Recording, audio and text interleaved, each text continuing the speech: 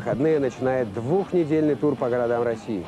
Именно во время этого тура Ария представит песни своего только что вышедшего альбома «Химера». Это 7-й номерной альбом Арии. Предыдущий диск вышел 3 года назад.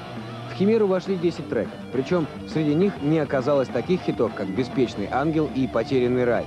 Впрочем, арийцы считают, что альбом хороший без этого. Мне очень нравится оформление, поскольку, насколько мне память не изменяет, этот альбом оформляли другие ребята, нежели предыдущие все альбомы.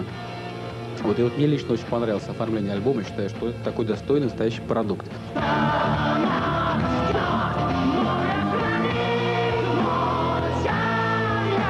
Альбом это чисто арийский, то есть мы остались верны себе, он выдержан в нашем традиционном стиле.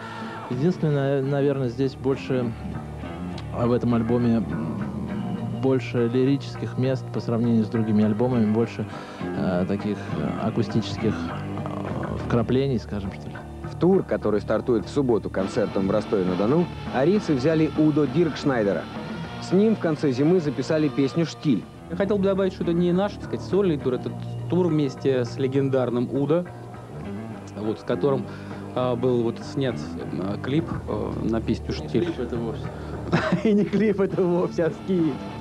В общем, был такой сделан промо-материал. Многие считают его почему клипом. Мы не считаем, что это такой полновесный клип. И именно была сделана работа под тур, чтобы показать, как мы работали над песней вместе с Удо в студии, как отдыхали. Вот такая была история. Как это дерево называется? Березка? И вот сейчас я стою рядом с русской традиционной березкой, а в апреле этого года мы вместе с Арией отправимся в тур по России. И еще, перед тем, как отправиться в тур, Ария представила новую компьютерную игру «Дальнобойщики 2», к которой музыканты написали саундтрек. Когда поступило предложение сыграть наши песни без Валеры, без вокала, нам эта идея понравилась, еще раз пережить то же самое, только вместо голоса там гитары, акустические, электрические клавиши. Компьютерные игры не являются любимым развлечением Арии. Тем не менее, теперь их песни будут звучать из колонок компьютеров.